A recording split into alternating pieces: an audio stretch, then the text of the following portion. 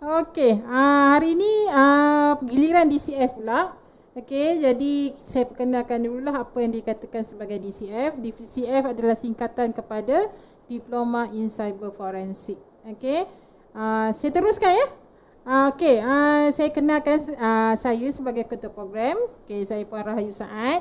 Jadi kebanyakan student panggil saya Puan Ayus lah, sebab Ayu dengan S tu ayah saya. Okey. Kemudian ini pensyarah kita yang kedua. Kami ada 2 orang saja pensyarah. Okey, seterusnya adalah Encik Kamal Fahmi. Okey. Dia adalah daripada UTM. Okey. Dan saya nak beritahu kamu sebenarnya Sir Kamal ni adalah bekas pelajar Diploma in Cyber Forensic. Maksudnya dia adalah senior kepada kamu sebelum ni. Okey, kemudian dia sambung belajar kat UTM dan kemudian dia menambur bakti dia semula kepada anak didik Kolej KTAC untuk bidang yang sama. Okey, jadi saya harap lepas ni adalah kamu-kamu yang akan terus meneruskan usaha untuk menaburkan ilmu, okey, nak berbakti semula kepada pelajar-pelajar Diploma in Cyber Forensic. Okey, itu kami 2 orang sahaja. Okey. Ada 2 tim sahaja sebab Diploma in Cyber Forensic ni dia tak ramai. Okey, tak ramai pelajar dia. Kenapa tak ramai? Okey, kenapa tak ramai? Pertama sebab DCF sahaja satu program yang memerlukan kredit di dalam matematik. Okey, kredit dalam matematik. Jadi mungkin ada orang ramai tak ada yang kredit, tapi mungkin takut kot nak belajar matematik lagi. Tapi don't worry, sebenarnya DCF taklah sesusah mana. Okey. Okey, sebelum kita pergi lebih jauh, saya nak touch sikitlah apa yang dikatakan bidang cyber forensik. Okey, pertama forensik lah. Bila perkataan forensik ni orang akan ingat bidang ni bedah mayat. Okey, tapi sebenarnya dia bukan bedah mayat. Okey, kenapa bedah mayat? Okey, sebab kalau kita tengok cerita kat luar, bila ada berlakunya jenayah, okey, dia mesti ada kaitan dengan forensik. Okey, sebenarnya forensik ni ada 2. Satu sains forensik dan satu adalah cyber forensik. Sains forensik lebih kepada, forensik ni sebenarnya adalah satu proses di dalam untuk kita menegakkan keadilan. Maksudnya kita nak membantu pihak-pihak perundangan. Siapa perundangan? Polis, kalau bidang penguatkuasaan lah, polis, SPRM, Kasta, Immigration, dan bidang perundangan adalah pihak mahkamah.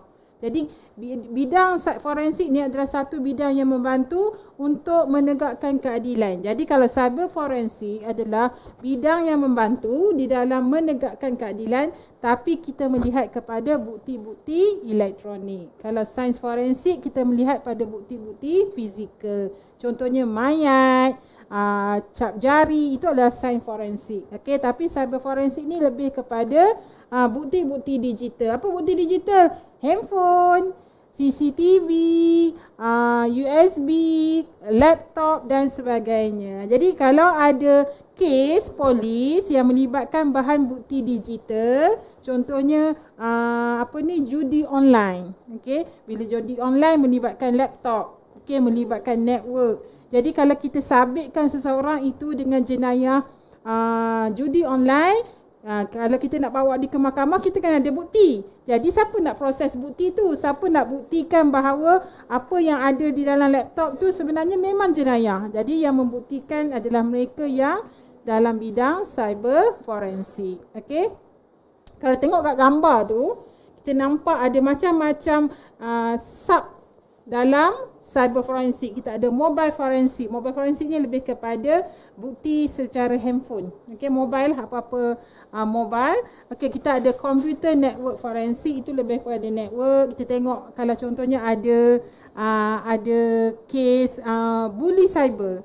Kita nak tengok siapa yang bully. Kita tengok kepada IP dia. Daripada komputer mana bully itu bermula. Jadi nak tahu spesifik benda tu, orang yang di dalam network forensik. Kemudian kita ada digital evidence consulting, kita ada digital forensik, kita ada data recovery. Apa itu data recovery? Contohlah, satu hari kita punya rumah dinaiki air, banjir. Kemudian laptop kita terendam. Okay? Jadi laptop tu dah rosak, tapi dalam laptop tu ada data yang sangat-sangat penting dalam kehidupan kita. Jadi data tu sebenarnya boleh recover balik, boleh dapatkan balik. Jadi macam mana nak dapatkan balik? Mereka dalam bidang cyber forensik ni yang akan buat proses tersebut. Itu lebih kepada bidang, itulah yang dikatakan bidang cyber forensik. Jadi kita tengok sebenarnya bidang cyber forensik ni dia adalah sub kepada bidang sains komputer. Scam dengan hacker ni sebenarnya adalah jenayah komputer. Jenayah. Okay, macam kat luar kan. Okay, cyber crime. Okay, kita sebut jenayah komputer atau bahasa Inggerisnya cyber crime. Dia ada banyak. Contohnya bully cyber, kita ada defamation, fitnah. Betul kan? Fitnah macam kalau selalunya fitnah ni melibatkan mereka yang ada nama lah. Contoh selebriti, pemimpin negara. Okay, jadi orang sebarkan melalui media-media sosial. Jadi kalau mereka yang difitnah ni terkesan, maksudnya orang yang buat fitnah tu dikira sebagai cybercrime. Okay, salah satu cybercrime lagi adalah hacking, memecah masuk. Okay, dan satu lagi adalah scam. Scam ni adalah penipuan. Dia ada banyak lagi, fraud, identity theft. Identity theft ni macam contohnya saya ada Facebook, okay, kemudian ada orang menggunakan akaun saya atau menggunakan gambar saya untuk create akaun yang baru, dan akaun yang baru tu digunakan untuk tujuan yang tidak baik, sama ada untuk jenayah atau penipuan dan sebagainya. Okay, jadi sebenarnya bila wujudnya jenayah macam kat luar lah, kita ada rompak, kita ada ragut, kita ada dadah, samalah di dalam dunia cyber, dia pun ada jenayah tersendiri. Jadi kalau dalam dunia sebenar, jenayah dia kena, bila jenayah tu muncul, kita buat laporan polis, kita kena siasat. Jadi begitu juga dengan jenayah cyber. Jika ada scam, okay, contoh apa scam? Macau scam. Apa itu Macau scam? Okay, contohnya Macau scam ni, kalau kita tengok sejarah dia, kenapa nama dia Macau? Sebab dia berasal daripada China. Okay, dan tujuan asal dia adalah untuk menipu rakyat-rakyat China yang berada di luar daripada negara China. Contohnya dekat Malaysia, ada rakyat negara China yang buka bisnes dekat sini, yang berniaga dekat sini, yang bekerja dekat sini. Jadi sindiket ni cuba menipu rakyat ni. Okay, penipuan mereka itu dipanggil Macau scam. Okay, itu dipanggil Macau scam. Ada black money, okay, dan sebagainya. Jadi bila jenayah ni muncul macam hacking ni, okay, contoh hacking, okay, tadi ada orang cakap pasal hacking. Hacking ni lebih kepada satu keadaan di mana mereka yang mempunyai kemahiran dalam komputer cuba menceroboh masuk ke dalam mana-mana sistem tanpa kebenaran. Contohnya college ni dia ada server dia ada database dia yang menyimpan maklumat pelajar, yang menyimpan markah pelajar. Kalau ada orang cuba masuk, orang itu dikatakan sebagai hackers. Okay, dia cuba, kadang-kadang dia masuk tu dia tak menyebabkan apa-apa, dia just nak tunjuk dia punya kemahiran. Okay, nak menunjuk, oh aku ni terror lah. Hack masuk cybernetic punya sistem, tak ada orang boleh kesan, itu dipanggil hacking dengan niat untuk tidak mengubah apa-apa. Tetapi kadang-kadang hacking ni dia juga mengubah, dia juga merosakkan data. Contohnya dia masuk ke dalam sesuatu laman web kerajaan dan dia buat sesuatu di dalam laman web tersebut. Sama ada laman web tu tak boleh nak akses dan sebagainya. Jadi apa yang berlaku dalam cyber forensik, diploma in cyber forensik, kita tak belajar hacking. Tapi kita belajar bagaimana jika keadaan itu berlaku, bagaimana solution dia. Okay, sebab sebenarnya dalam bidang cyber forensik ni kita dah dilengkapkan, kita akan belajar perisian-perisian tertentu yang kita rasa dapat membantu proses analisis bahan digital. Okay, jadi itu yang kita akan belajar. Kita tak akan belajar jenayah, tapi kita belajar macam mana jenayah itu berlaku dan macam mana kita nak buktikan bahawa wujudnya jenayah tersebut. Okay. Sebenarnya selain daripada pelajar ini mengikuti pengajian di dalam diploma in cyber forensik, pelajar ini juga sebenarnya secara tak langsung belajar di dalam bidang sains komputer. Okay, di mana dalam diploma cyber forensik kita akan ajar subjek-subjek yang berkaitan dengan analisis digital. Okay, maksudnya kita ada komputer forensik, kita ada lab management forensik dan sebagainya, dan kita ada subjek-subjek core di dalam bidang sains komputer seperti yang tercatat di slide tu. Kita ada matematik, that's why kenapa program ni memerlukan credit maths lah. Okay, kita ada matematik biasa, aljabar macam tu. Kita ada data structure, kita ada software, kita ada algorithms, kita ada stack, okay. Kita ada programming language. Programming yang kita akan belajar adalah C++, Java, web programming, kita ada Linux programming. Kemudian kita ada belajar hardware ni lebih kepada macam network, dan kita ada design and architecture. Okay. Jadi semua subjek ni sebenarnya subjek sains komputer. Jadi apa kelebihan dia? Kelebihan dia adalah bila pelajar ni bergraduate nanti, ataupun bila pelajar ni nak menjalani latihan industri, diorang boleh pergi kepada dua bidang yang berbeza. Sama ada diorang boleh pergi ke bidang sains forensik, digital forensik. Contohnya digital forensik ni dia boleh buat LI di polis, okay, sebab polis jabatan yang menguruskan jenayah cyber dipanggil Jabatan Siasatan Jenayah Komersial. Okay. Jabatan Siasatan Jenayah Komersial ni adalah satu jabatan dalam polis di Raja Malaysia yang fokus kepada jenayah cyber. Jadi mana-mana pelajar daripada DCF, dia orang boleh buat latihan praktikal di polis. Okay. Seterusnya, dia boleh juga pergi kepada mana-mana syarikat yang menjalankan bisnes dia berdasarkan digital forensik. Ada banyak, okay? Tapi kebanyakan di Kuala Lumpur lah, di mana diorang punya bisnes berdasarkan fokus kepada penyiasatan jenayah cyber. Maksudnya diorang ambil, contohnya kalau ada kes spam ataupun contohnya fitnah. Okay, fitnah tu datangnya daripada, kita tengok datang daripada email syarikat. Okay, jadi syarikat tu dia minta company ni tolong siasat siapa antara staff dia yang menyebarkan benda tersebut. Jadi company ni dia punya bisnes adalah berdasarkan penyiasatan jenayah cyber. Itu bidang jenayah cyber lah. Ataupun mereka boleh pergi kepada bidang kedua, iaitu bidang sains komputer. Okay, bidang sains komputer lagilah besar. Kita ada multimedia, kita ada network, kita ada computer science, kita ada programming, kita ada macam-macam ada. Jadi kalaulah tak ada, maksudnya tak ada rezeki dalam bidang cyber forensik, pelajar-pelajar ni masih boleh diserapkan dalam bidang sains komputer. Dan kita tahu sekarang ni, mana-mana syarikat besar, mana-mana jabatan kerajaan, dia mesti ada jabatan IT. That's why sebenarnya untuk peluang kerja, untuk dapatkan latihan industri, untuk pelajar DCF, dia tak ada masalah. Okay, mana-mana company, kamu tanyalah Petronas ke, Shell ke, Jabatan Pertanian ke, dan jabatan macam kerajaan lain, dia mesti ada jabatan IT dia.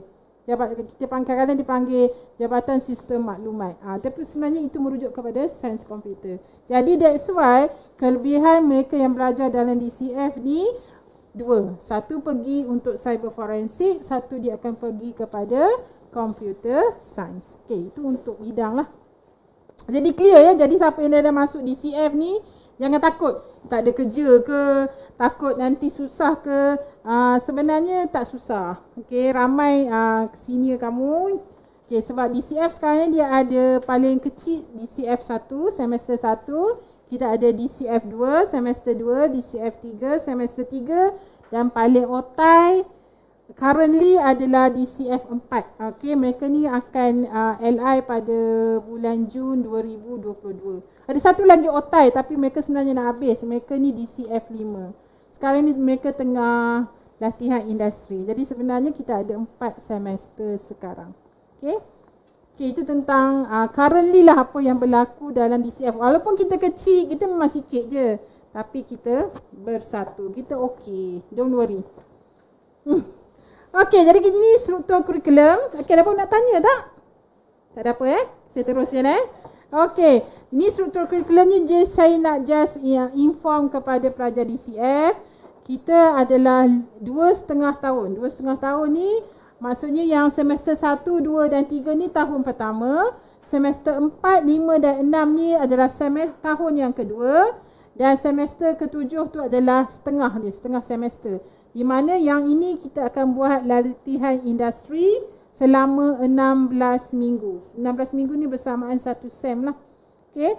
Jadi yang ni lah saya cakap tadi tu, boleh pergi polis, boleh pergi SPRM, boleh pergi mana-mana. Asalkan ada IT, just go. Okey. Memang boleh diterima oleh syarikat, boleh menerima pelajar DCF dengan mudahnya sebab kita ada kemahiran digital forensik dan kita ada kemahiran dalam bidang sains komputer. Jadi inilah yang kita akan lalui. Yang saya kata tadi semester 1 tu, itulah subjek yang dia akan ambil. Semester 2 itulah subjeknya. Semester 3 dengan semester 6 tu nampak sikit kan, sebab itu adalah semester pendek. Semester pendek ni bila? Dia bulan 3 sampai bulan 5. Dia 7 minggu sahaja. Okay, jadi habis semester November ni, final nanti kita ada final hujung bulan 2 hingga awal bulan 3. Kita cuti dulu dalam 2 minggu. Hujung bulan 3 tu kita akan start sampai bulan 5. Itu adalah semester pendek. DCF akan lalui 2 kali semester pendek. Satu-satunya program yang lalui semester pendek 2 kali hanyalah DCF sahaja. Okay? Program lain dia sekali saja lalui semester pendek. Okay? Okey, satu lagi ni. Okey, saya nak pergi teruslah. Okey, tak nak buang masa.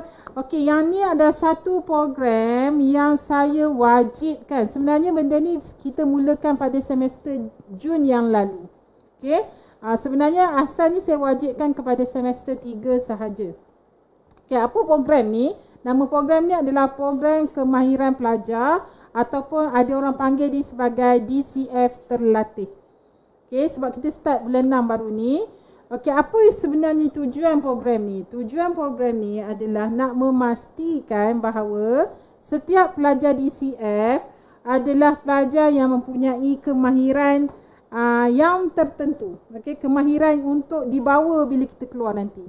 Okay, jadi kemahiran apa kat sini? Okay, jadi sebenarnya apa yang kita buat kat sini adalah setiap pelajar dikehendaki mencari, menduduki, menjalani, menghadiri, tak kisahlah mana-mana, okey, sebarang latihan, sama ada latihan itu secara online, menghadiri sebarang seminar secara online, ataupun sebab sekarang ni kita dah boleh datang kolej, kita akan buat latihan in-house. Latihan in-house tu maksudnya saya buat satu program mungkin satu hari, okey, dan pelajar hadiri. Maksudnya duduk kat lab lah kita buat.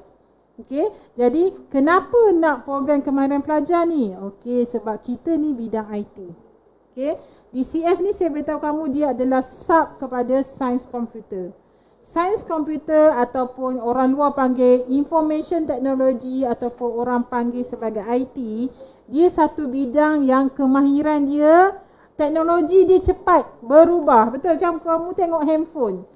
Berapa kerap handphone tu dia akan wujud version-version yang baru. Maksudnya setiap pengeluar tu dia akan cuba keluarkan produk-produk yang baru. Dia takkan sampai setahun. Betul. Dalam tempoh yang sangat sekejap, ada pelbagai teknologi, tak kisahlah teknologi itu dari segi perkakasan ataupun teknologi itu dari segi perisian wujud dalam dunia ni. Okey, jadi dia ada banyak sangat teknologi yang kerap berubah. Jadi kita sebagai student dalam bidang IT, student dalam bidang sains komputer, kita kena seiring dengan, bukanlah kata kita kena update dengan sentiasa yang baru, tapi sekurang-kurangnya kita ada kemahiran-kemahiran yang baru. Okey, jadi untuk memastikan pelajar DCF ada kemahiran-kemahiran yang sama ada dari segi software, sama ada dari segi hardware ataupun dari segi soft skill. Jadi kita mewajibkan, perkataan dia mewajibkan ya, untuk setiap pelajar menjalani latihan sama ada secara online atau secara in-house. Okey, dulu sebab dia buat tahun lepas, bulan 6 tahun ni, masa tu PKP, jadi kita hanya base kepada online. Okey, yang kamu nampak kat depan ni adalah contoh, ini betul ya, ini data yang betul. Ini adalah pelajar-pelajar yang telah menjalani latihan okey, secara online. Okey, kalau kita tengok dia kat situ yang paling aktif buat latihan adalah Muhammad Arif tu. 50 jam. Maksudnya dia dah buat 50 jam ni macam-macam latihan lah. Okey, sebab latihan ni sebenarnya saya memfokuskan kepada latihan sains komputer ataupun cyber forensik. Okey, benda-benda ni, latihan ni boleh diikuti secara free. Okey, jadi sebenarnya 50 tu dah terlebih banyak lah. Okey, kita ada limit jam dia yang kita tetapkan kepada pelajar. Tapi bermaksud selepas ini setiap pelajar DCF dari SEM 1 sampailah SEM yang 4, okey, wajib menjalani latihan. Macam SEM 4 diorang dah banyak sebab diorang dah mulakan sebelum ni. Ada SEM 1, SEM 2 pun dah banyak jam mereka lalui latihan. Okey, jadi apa penting benda ni? Okey, pentingnya benda ni adalah nanti semasa kita nak memohon latihan industri kena buat resume. Okey, jadi di bawah resume tu dia ada bahagian untuk menyatakan apakah latihan yang pernah kita hadiri. Jadi semua latihan sama ada 20 jam, 12 jam, semua ni akan diletakkan di dalam senarai tersebut. Jadi bila majikan tengok, oh pelajar ni banyak latihan yang dia lalui, banyak seminar yang dia lalui, ada latihan in-house yang dia attend. Jadi dia akan nampak kamu lebih bersinar berbanding dengan kandidat yang lain. Okay, jadi benda ni sebenarnya tercatat di dalam resume nanti. Okay, sebab kamu ketahui ya, untuk latihan industri kita kena memohon seperti kita memohon kerja. Jadi kena ada resume yang lengkap. Okay, jadi that's why kenapa pensyarah DCF meletakkan program kemahiran pelajar ni satu aktiviti yang wajib dilalui oleh setiap pelajar. Okay, apa-apa nak tanya? Ke tak ada? Ke saya teruskan je? Okay, Miss, setakat ni dekat live stream kita pun tak ada apa-apa soalan. Saya rasa semua student-student daripada Cyber Forensik ni semua dah faham apa yang Miss cakap. So bolehlah Miss lanjutkan dengan Miss punya explanation. Terima kasih. Okay, saya teruskan ya. Okay, ni nak habis lah sebenarnya. Okay, cuma seperti program lain-lain. Program lain dia orang ada media sosial mereka sendiri. Okay, begitu juga dengan DCF. Okay, DCF dia sebenarnya dia tak banyak media sosial. Dia ada macam setengah orang, dia ada TikTok, dia ada Facebook. Macam kami tak ada Facebook. Yang kita ada adalah DCF sekarang ni yang aktif lah, walaupun tak berapa aktif, tapi yang ada maklumat di dalamnya adalah IG. Okay, jadi kita minta lah pelajar-pelajar semua follow IG kita. Apa IG kita? Cyber Forensik _KTAC. Okay, kat situ insyaAllah kita akan cuba update semua maklumat aktiviti yang pelajar DCF buat. Okay, sama ada aktiviti pembelajaran atau pembelajaran di keluar kelas. Okay, kalau ada apa-apa pelajar nak post ke, okay, boleh beritahu kepada kita. Dan kita pun mencari admin sekarang ya. Okay, mana-mana DCF, pelajar DCF yang berminat untuk uruskan IG DCF ni boleh PM saya. Okay, okay, saya rasa itu saja. Okay, apa-apa lain yang lebih detail, saya rasa nak detail lagi mungkin hari ni tak sesuai. Okay, jadi insyaAllah saya akan cuba buat satu lagi meeting secara online yang akan melibatkan semua program.